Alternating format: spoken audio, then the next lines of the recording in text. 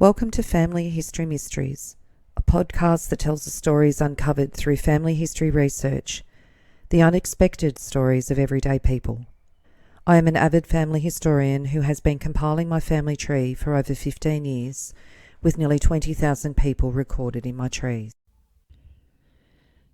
Just a little note, I have a subscription service available for this podcast series. You're able to get the episodes released to you a week prior, and you also get access to bonus episodes. There are currently 15 bonus episodes available to you to listen to, and they are exclusively to subscribers. For only the price of a coffee a month, you can sign up. Some of the bonus episodes: there is one on Alphaeus Barrington's son, Jack Barrington, who was a mystery to me largely, and I uncovered some really interesting information about him. He was a professional whistler who travelled around South Australia, Victoria and New South Wales. And going with the theme of entertainers, I have one on Lotta Crabtree, who had Lola Montez as her mentor. So she was really interesting and an American, so that was something different for me to look at the history of somebody in another country.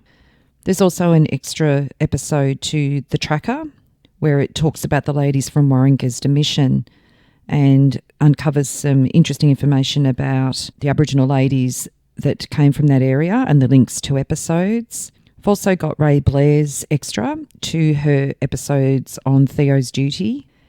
And I've also got some follow-up episodes related to the Deniliquin bank robbery. The bushranger Frank Gardner, his family as well, are covered in a bonus episode. Harry Power and his family in Australia. So I would appreciate it if you would consider assisting me in my research in the time that it takes and sign up to subscribe. I also have a Facebook page, so when you're listening to the stories, tune into the Facebook page, Family History Mysteries, as I add photos and documents and other pictures that relate to the person, so you can put a face to the name as you're listening. Episode 79, Part 1, The Bertha Schippan Mystery. Just a warning, there is some graphic information in this episode. On New Year's night, 1902, Bertha Schippan, born Johanna Elizabeth Schippan, was brutally murdered on an isolated farm in the northeast of Adelaide. She was only 14 years old, and her older sister, Maria Augusta, known as Mary, was charged with this horrendous crime. Bertha and Mary's parents were Johann Matthias and Johanna Schippan. Johann Matthias Schippan, known as Matthias or the anglicised Martin, was born in 1850 in Germany, and he arrived in South Australia with his parents in 1854.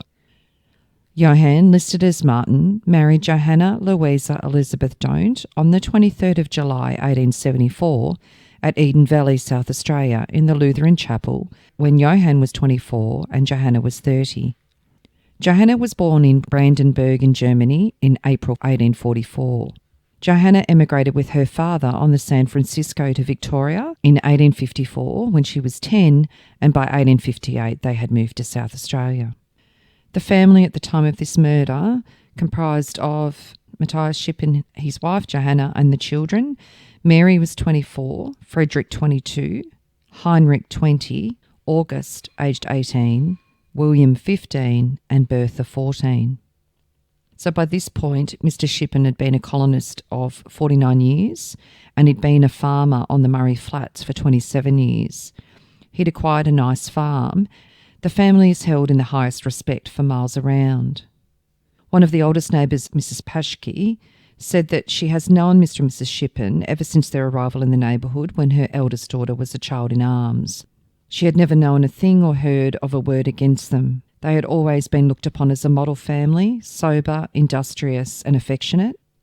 Neither Mary nor Bertha had been of the type of a flighty girl, nor anything approaching it, and Mary in particular had been nervous in disposition, and being afraid of being outside in the dark, was always to be found at home in the evening. The children were home alone at their isolated farm at the time of the murder. Their parents had gone on a visit to Eden Valley, around 20 kilometres away, and 18-year-old August and 15-year-old William were sleeping in a shed outside the main building, while 14-year-old Bertha and 24-year-old Mary shared a bed in the house. The two oldest Schippan children, Fritz and Heinrich, had moved away to live elsewhere at this point. According to Mary, she'd woken up about 10:30 p.m. to find a man in their room. After a terrifying struggle, Mary had managed to break free from the bearded attacker and ran from the house. Behind her, she heard a single scream from Bertha. At first, her brothers thought that Mary had been frightened by a nightmare. When they realised what had happened, the older brother ran half a mile to the Shippans' nearest neighbour. The neighbour, however, refused to help, and August had to return home. The siblings then armed themselves with pitchforks and a stick and returned to the main house, calling for Bertha as they did so, but there was no answer.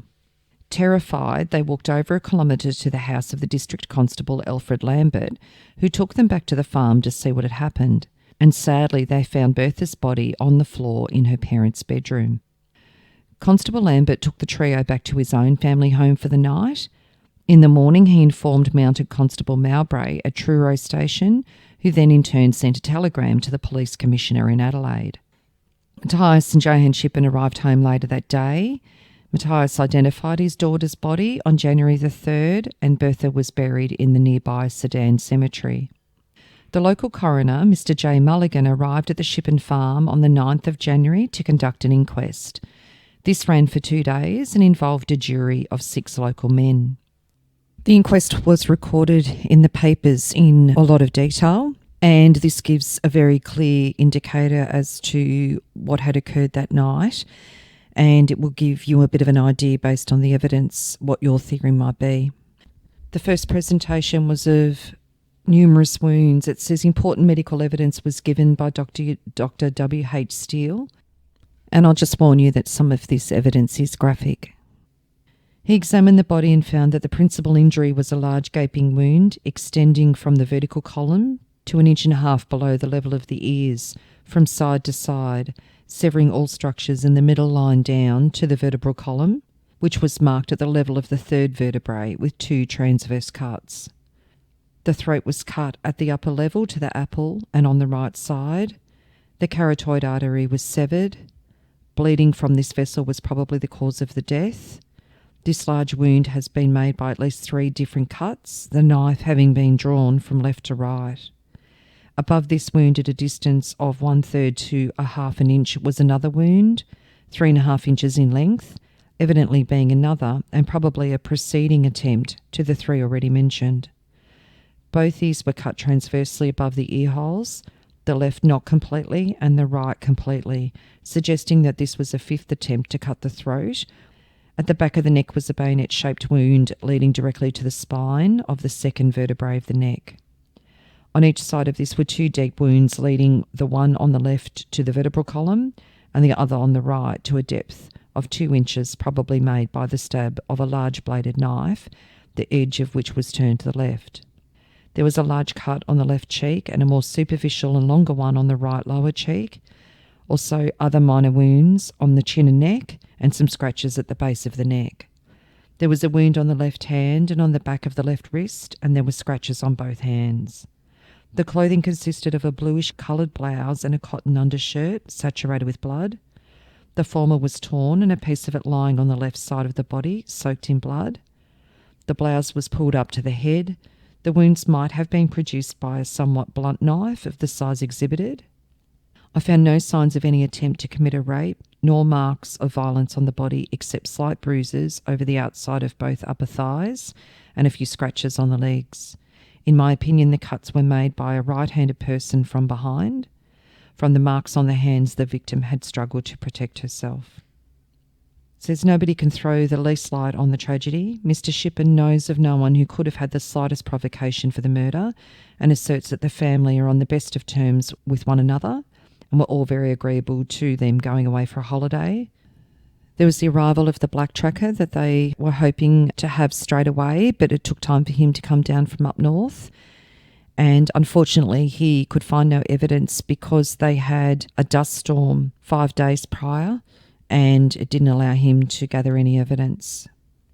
And it said that those that worked at Yalumba fruit canning factory with Mary and the late Bertha Schippan 2 years ago state that the sisters seemed to be like mother and daughter in their attachment for one another. Mary was of a delicate constitution and fainted several times, once when a fellow employee cut her finger slightly. So on the Saturday, 18th of January 1902, the Twitter tragedy inquest resumed. Excitement in the Twitter tragedy, which has been gradually growing in the district ever since it became known that Bertha Schippan, 14 years of age, had been found murdered on the night of January the 1st, reaching fever heat this morning when the inquest on the girl's body was resumed. From all points, people drove to Mr. Schippan's house, where the inquiry was conducted. The object of the murder was clearly not robbery. It was not connected with an outrage, for Bertha, apart from innumerable stabs and cuts, was not otherwise maltreated. There was only one other motive, that of revenge, left. And who could have feelings of resentment against an action of a child of 14, who scarcely knew sufficient of life? The whole occurrence was surrounded in the deepest mystery. More things are unlikely than that of the body of Bertha Schippan will be exhumed at the Sedan Cemetery. Some hair was found in the house which appears to have come out of somebody's head by the roots. The body will have been buried a week on Friday. From the time the inquest opened until dark, absorbing interest was taken in the proceedings by the residents of the district, who travelled many miles and remained standing around the novel courtroom. Photographers snapped in all directions and curious people peeped in through the doors and windows of Mr. Schippan's house, although the police guarded the inside, whilst women sat with Mrs. and Mary Schippan in their little kitchen, the two last named going about their household duties in an ordinary manner. The Murray Flats has never before seen such sensation. People brought their luncheon hampers and the scene at 1 o'clock was like a huge picnic. The general feeling of the people around was pretty unanimous on the supposed theory of the murder, and the appearance of the environments of the house leads one to think that an outsider bent on murder must have wandered far into the sparsely populated area for his criminal design. Mr. and Mrs. Schippan were inundated with expressions of sympathy, and they and the family are willingly submitting themselves to the photographer, invariably remarking, "Yes, sir, thank you," when asked for a sitting or standing. The family took matters in a seemingly philosophical fashion. The boys looked unconcerted and as if nothing unusual had taken place. The father appeared to be suffering from restrained feelings, while the sympathy all went out to Mrs. Schippan, who was engaged in her household avocations with sorrow. Her appearance betokened that of a brave woman forcing herself to bear up against an overwhelming scene. Mary, nicely attired in black, with an apron on, cleared away the remains of the morning meal, and while the curious onlookers peered at different points of the homestead, she passed in and out of the house. In her general demeanour, she appears to be firmly active, but a glance at her face shows that she was suffering severely from the shock of having her sister murdered in the same house, and it seemed probable from the tearful appearance of her eyes that she was on the verge of breakdown. Mary Schippan's lover sat with her for some time today. This morning, the Reverend Dean McNaughton of Sedan conducted a religious service at Mr. Schippan's place, which was well attended, especially by women, some of the women weeping freely. The elder brother's evidence. August Willem Schippan was the first witness called and proved to be of a sleepy disposition. He said he was out until 8 o'clock on the night of the murder and met no strangers. He had tea alone, his sisters being in bed. He knew they were in bed because he shut the door, saying good night. On leaving the kitchen, he closed the door. This was about 8:30. His brother and himself went to their own room across the yard 80 yards away. Everything was quiet and he fell asleep in 15 minutes.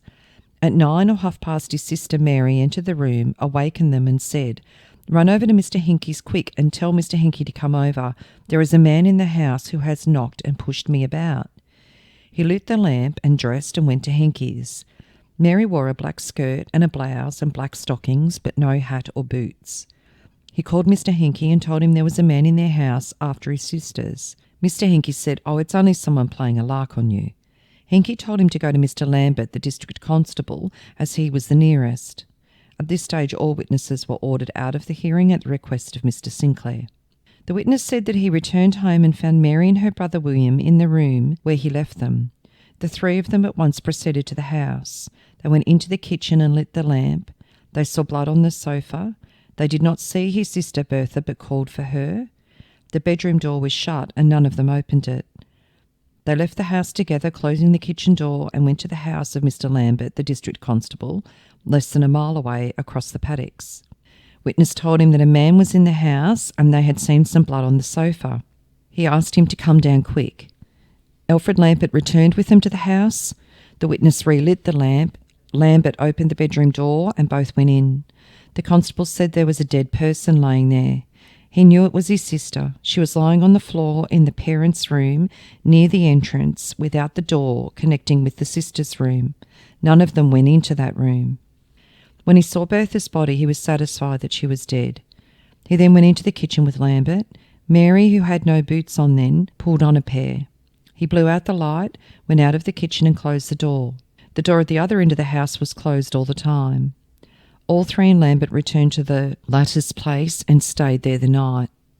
I got my own supper on the night of the tragedy, out of the cellar, the girls being in bed. I took some cake and cut it with a knife on the kitchen table. The whole of the knives used by the family were in the safe from which I took a table knife. I left the knife lying on the table from the time I said good night to Mary and went to bed. Until the time Mary called me, I never left the room. It was a dark, cloudy night without any wind.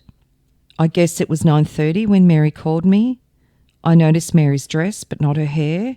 She came and stood in the doorway when I went to Henke's. Mary told me her head was aching. She was crying. No sheep had been killed during my father's absence to warrant the use of the knives. They had salt meat in the house to eat, and he could not say what Mary was wearing further than her old clothes. Another brother in the box, William Gottlieb Schippan, aged 16, was the second witness. The witness stated that he stayed home in the morning while his brother went to shoot parrots. When his brother returned with the parrots, Bertha picked and cleaned them. In the morning he went away to look after the sheep and came home to dinner and went out in the afternoon. He returned about 8 o'clock. His sisters were in bed and he did not speak to either of them. He saw they were in bed. His brother cut the cake for supper with a butcher's knife. He would know it if he saw it. One of his sisters answered good night to his brother's call.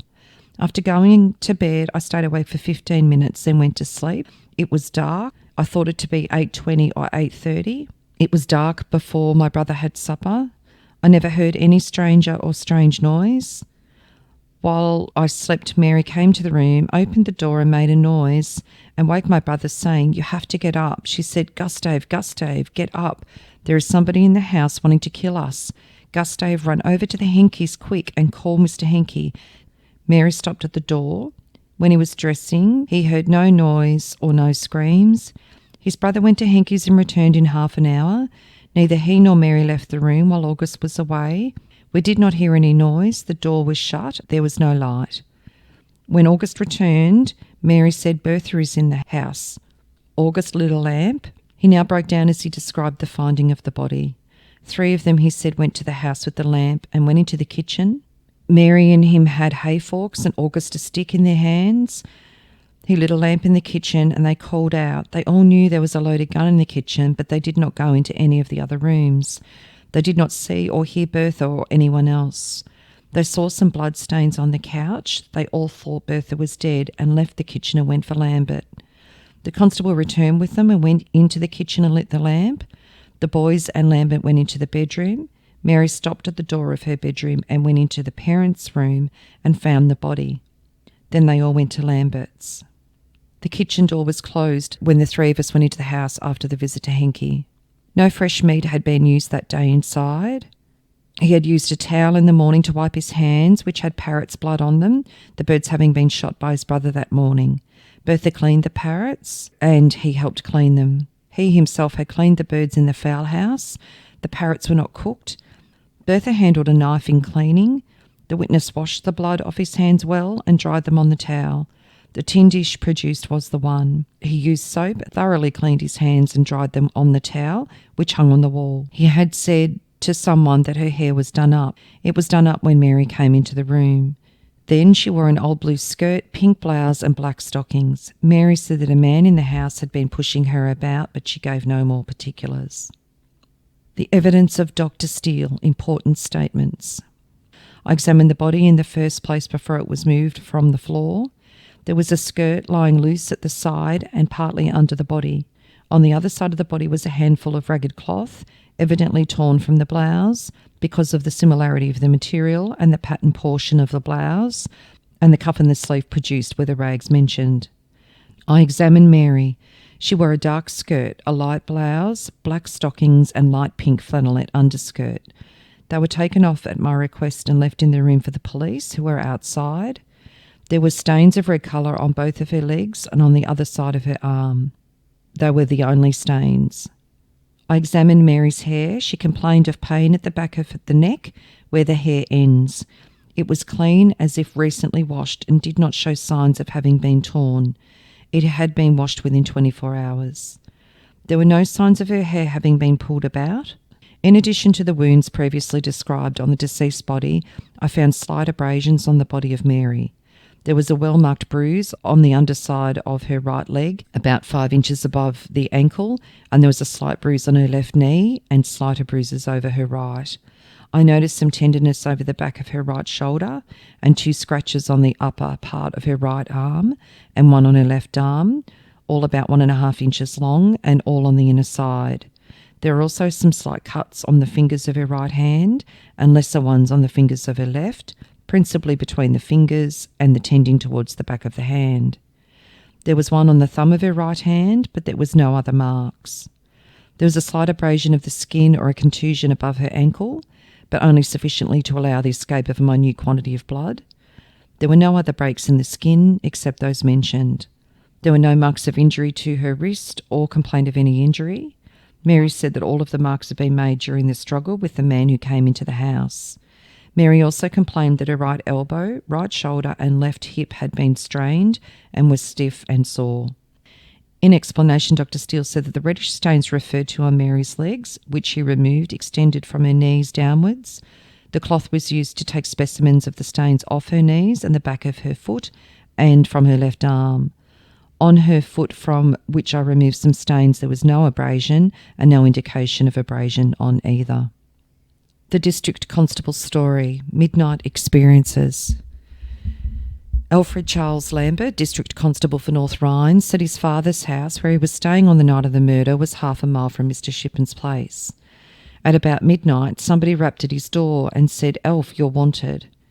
Found the Schippan brothers at the door, and Gustav said, "We want you to come with us. There is a man with a knife, and he says he is going to kill the girls." I obtained a staff and handcuffs and went with the boys. They had got 20 yards away when he looked around and saw a woman following behind them. The witness said, "Who's that?" And Gustav Schippan replied, "That's Mary." The girl and himself did not speak to one another. The boys were fully dressed and Mary appeared to have everything on except her boots. Gustav carried a stick and William a hay fork. Mary wore a light blouse and a dark skirt. When they reached Mr. Schippan's house, the kitchen door was open, but he was uncertain whether the door of the girls' bedroom was open. All 4 of them went into that room. Bertha was lying on the floor in the parents' room in a pool of blood. The body was dressed in a chemise. The door, opening onto the yard from the parents' room, was closed. He did not stop any longer than he was forced to. As far as he knew, nothing was disturbed in the house. They had stood at the entrance of the parents' room and looked in. He had not seen or heard of any stranger being about that night. He did not remain at the house long. As he was leaving, Gustav said, "Hold on, Mary wants to put her boots on." They were under the sofa in the kitchen. Mary took nothing else. All 4 of them returned to his home. He went to Truro and made his report to Mounted Constable Mowbray. Mary did not hesitate to enter the house. She was the last to go in. Mary did not excitedly tell him of anything that had taken place at the house. Mary did not attempt to tell him anything that had happened, and he, as District Constable, did not ask her. Neither did the boys make any statement about what Mary had told them. Mary had not opened her mouth to him from the time he met her until the time they returned to his house. She made no complaint about aches or bruises or a man or anything else. Mr. Henke's evidence, his wife's influence. Ferdinand Henke of Twitter, labourer, employed by Mr. C. Goslin, deposed that he lived about 3/4 of a mile from Mr. Schippan's house. On the night of New Year's Day, he was home in bed. At about 11:30 p.m, someone knocked at his door. His wife opened it and said, "There is someone outside." He went to the door and found Augusta Schippan there. He said, "There is someone over at our home trying to get into the girl's window." The witness replied, "It is someone trying to play a lark on them." Mrs. Henke said, "Don't go," and the witness did as his wife had told him. He told August that he'd better go back and that if there was anyone there, you'd better go to Mr. Lambert, the constable. That was all he remembered of what took place. August went away and the witness retired to bed. A little girl's statement. Ella Olive Henke, 10 years old, said that in company with her sister she had seen Bertha Schippan alive on New Year's Day coming up the road. They had visited the witness's aunt together. They passed Mrs. Schippan's fence on returning and saw Mary near the dairy. Mary called out to Bertha, "Come and water the sheep," but Bertha did not go. She was dressed in light clothing. After the tragedy at Constable Lambert's house, Mary Ann Lambert, mother of the District Constable Lambert, said her son went away with the Schippan boys at midnight and was absent 3/4 of an hour. Mary Schippan afterwards came to the witness's room and lay down on her bed. She had on a navy blue skirt which was torn about the bottom. She was also wearing a light pink blouse, black stockings and leather shoes which she took off. She saw no marks about her face. Her fringe was straight and her hair was pinned up. Mary said nothing about what had happened until the witness asked her. She was crying very much. Asked how she first knew that there was a man in the room, Mary said she had been awakened by the feeling of a man leaning across the chest of herself and her sister. She struggled with the man and hollered to Gustave, whereupon the man said, "Shut up or I'll kill you." The intruder had a knife in his hand, which he dropped. She then got away. Mary added that she and her sister were both in bed. She told her twice that she heard Bertha sing out Gustave several times and that she had heard Bertha struggling with a man. Mary said she had only a chemise on in bed and picked up her skirt and blouse as she ran out, but did not seem to know where she got them from. Mary generally wore her fringe crimped. She complained of severe pain in one of her elbows and shoulders. There were 2 scratches an inch long on one arm, as though they had been made by a pin. Her elbow was bruised and the witness noticed marks on her fingers. The witness helped to lay out Bertha's body at 10 o'clock at night, holding a dish, towel and lamp. She believed that she had got the towel from the foot of Mr. and Mrs. Schippan's bed. There was another towel, but she knew not what had become of the towels, and she did not see the body in the coffin. She placed one towel over the body. Mary said nothing about Bertha having attempted to rise whilst she herself was struggling with the man. And the foreman in the inquest said it's rather surprising that she should lie there. Mounted Constable Mowbray's testimony. Mounted Constable Mowbray of Truro repeated the story told to him by Mary on his arrival at Mr. Schippan's house. She told him that the man had said, "Be quiet and shut up or I'll kill you," 3 times. She felt a round-handled knife in the man's hand. When he dropped the knife, the assailant was between her and the kitchen door, and she had to brush past him to get out while he was feeling for the knife. She also said that she got a cut on her fingers and that when Constable Lambert arrived, he and her brothers went inside, but she remained outside. There was some blood-stained firewood in the kitchen on which rested a tin dish containing a small quantity of what appeared to be bloody water. The body remained undisturbed until the arrival of Dr. Steele and Corporal Rumble. The door of the parents' bedroom was not secured and it could have been opened from the outside. The small knife produced was found in the safe in the kitchen and the big one on the kitchen table. I showed the big one to Mary and she said I did not clean it or put it in the safe. On January the 4th, I found the cuff produced on the floor of the bedroom at the northern end of the house where the body of the deceased was found. It was a cuff of a woman's blouse and was similar to the material of the cuff taken from the deceased's blouse. I examined the blouse taken off the deceased's body and it had 2 cuffs on it. Just prior to the adjournment, Mrs. Martha Machosa gave her evidence, which occupied only 5 minutes. She said that she saw Bertha Schippan on New Year's Day. She left her place in company with witnesses' 2 nieces at 7 in the evening. Bertha was wearing a white skirt and striped blouse, and these garments the witness saw hanging up in the girl's bedroom on Friday. Corporal Rumble's evidence. Corporal W.A. Rumble, stationed at Augusta, described the condition of the rooms as he found them.